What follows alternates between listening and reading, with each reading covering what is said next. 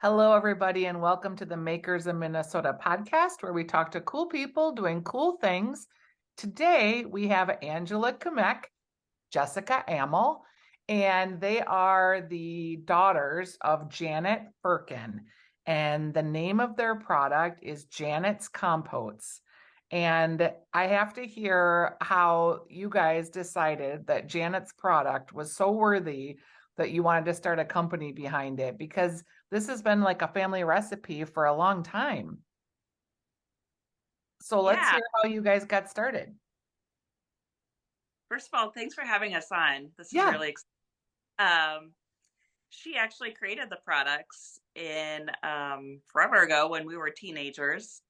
So we were her kind of little guinea pigs when she was just kind of like playing around in the kitchen. She just loved to cook. She's still around. She's still our best friend.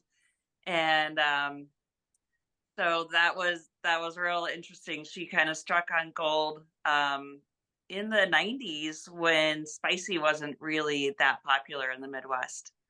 So kind of getting this sweet and spicy combination was unique and pretty cool at the time. So, Ange, I don't know if you want to give a little couple Oh, minutes of yeah. our Yeah. journey.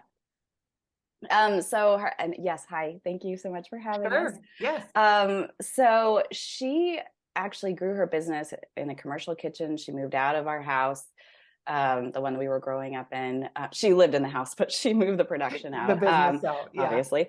And she really grew the business out of her commercial kitchen, which was just a few blocks away from our house. And she was shipping all over the country to gift shops and specialty food shops until she retired in 2017. And she said, if you want the recipes, you can have them. There's no pressure.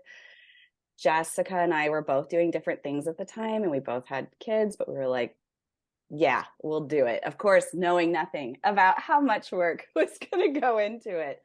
So we actually renamed the company after her because why not? We had the opportunity, the time to change, and we always say she's the finest. So Janet's Finest Compotes made sense.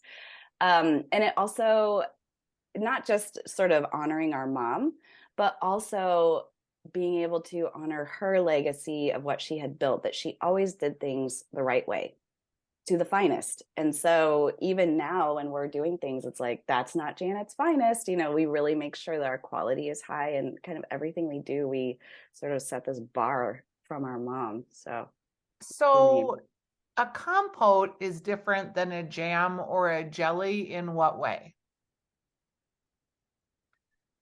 I'll describe it. Jelly really is made from fruit juices. Um, the the bulk of the fruit is strained out, and you're left with the juices, which are then processed with pectin, and it's delicious. A compote, however, is started with whole fruit, and it remains in as a part of the ingredients the whole way through. So what you end up with are the textural elements like the seeds and parts of the fruit in there that kind of give it a little bit more oomph, if you will.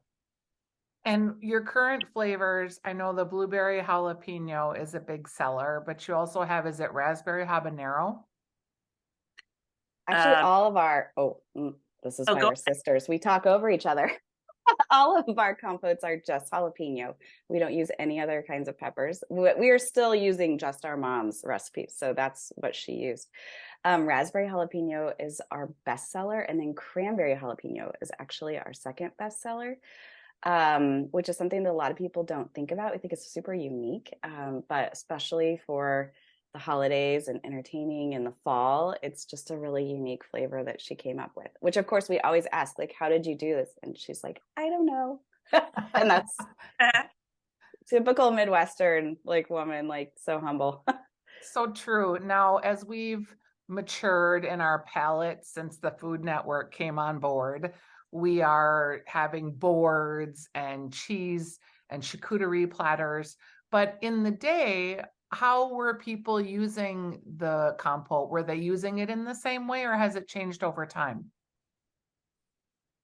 Um, it's funny how things have evolved. She always said it's best over a block of cream cheese. And so that was sort of the easy Midwest kind of cheese board back then, like in the Yep. 90s. And she still loves it. A lot of people love it.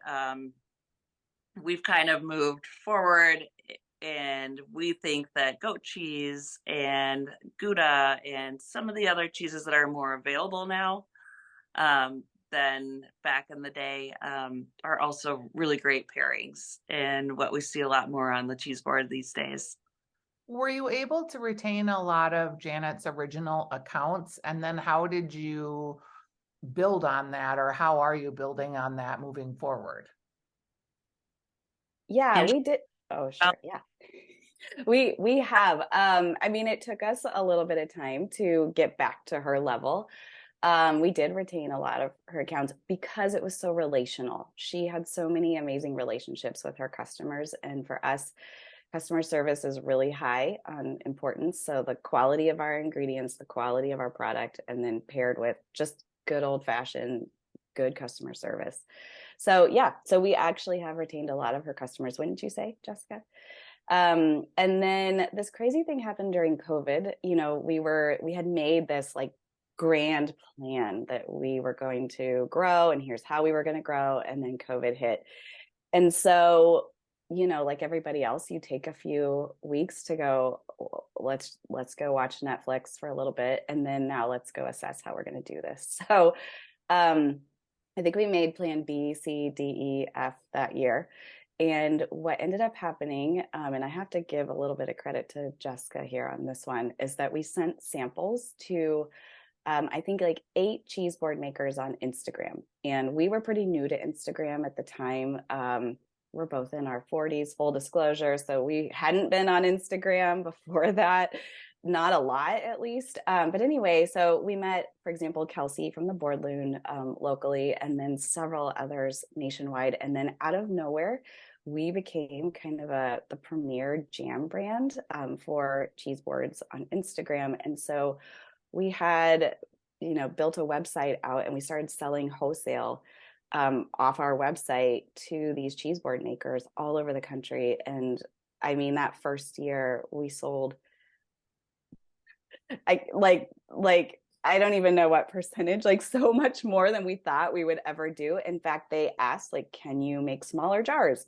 Can you make mini jars? We need some for our small cheese boards. We need some for our medium size. And so our jar size actually changed. Our product changed because of this, which was such a shock. So anyway, your long answer to your question of how are we growing, that was the next step, and it was not the plan, but it has been incredible actually, because now we're doing kind of backwards. We're getting on shelves after having an explosive growth via straight to direct to consumer. So. That is a pretty cool story that probably couldn't have happened without the pandemic, because cheese boards in general sort of branched out during the pandemic because it was one thing that you could buy or arrange or have or deliver to feel like you're having this communal experience, because we were all having these weird food experiences. Yeah. mm-hmm, for sure. Can you guys talk about, were you nominated or did you apply for a Good Food Award? We have not. We recently became a Good Food member just a few months ago. So we did miss the window for the Good Food Awards. It's definitely one of our goals. Yeah, because I can see your product is really a premium flavor and it's unique. And I can see that being a good next step for you. We did attend the Good Food Awards though in April, and that was super fun just to be around like that community and people who care, really passionate about quality food. That was awesome. Were there any products that you encountered there that you've just like not been able to get out of your mind or you thought were excellent? My gosh, they had this smorgasbord the first night for all of us. Yeah, we're both like remembering it. I mean, it was unbelievable, like the cheeses and just the chocolates and the way things all like interconnected. It was overwhelming, Stephanie, to be I honest. love it. That sounds amazing. It was. You should come with us next time. Yeah, I think I'm angling for an invite here. Okay, so your mom is still around and are you guys making your own products in a commercial kitchen, or do you make them through a distributor at this point or a co-packer? Yeah, right now what we are, we're using a co-packer in Minneapolis, Northeast, and that has been a wonderful experience for us. We've been with them for about a year and a half. Um, it feels really nice to contribute to the Minnesota community in that way.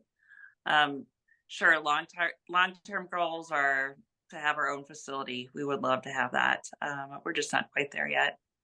Yeah, and I'm happy to hear you say you've had a good experience with your co-packer, because in a product setting, some people don't have such a great experience right away. It takes them a long time to get their product refined in exactly the right way, but it sounds like your experience was pretty good. Yeah, Yeah. knock on wood, thankfully, Yeah. right? Yeah. Besides like the internet, where can people find your products in Minnesota? Angela, want to take that one? Yeah. So we recently joined the Kowalski's cheese counters. So every Kowalski's location has our compotes, and we are like blown away by their support. A lot of times they're right up front. We keep seeing the displays when we're delivering. It's like, oh my gosh. That's So so we're having fun. so much fun getting to know their cheesemongers because they are awesome. And it's not me, actually, it's Jessica who's doing that, who's been delivering. So I can't take any credit for that. And we're at Cruise Market also, and looking forward to like getting on some other shelves in the city. Yeah. And selling wholesale to all these people making boards, which there is a lot of them. I just Sure. interviewed the Greater Good at Minnesota. I don't know if you guys work with her yet, but Have we worked with the creator? I can't remember. yeah, Yeah. she's cute. Cool. We'll have to meet her. Yes. That's our Yes. people. All right. Well, it has been super fun to talk to you. Thanks for reaching out. I just, I'm a big canner and I like making my own stuff. So I think it's really cool that you're taking your mom's recipe and not even changing it, just kind of helping spread the word. And also Janet's Finest. I don't know that like I'm going to get that out of my head. Like, what would Janet do? You know how like you think about quality and just thinking about like doing the right thing, because sometimes it's hard to remind yourself to do the right thing when there's shortcuts that you could take. So I don't, my mom has died a while ago, so I think I might just adopt Janet for a while. She's She, everybody's mom. Yeah, Yeah, I love that idea. Yeah, like that we all need a mom too, right? we yeah. do. I love it. You guys, thanks for joining me today. It's been super fun. Thanks so much for having us. All right, we'll talk soon. Okay.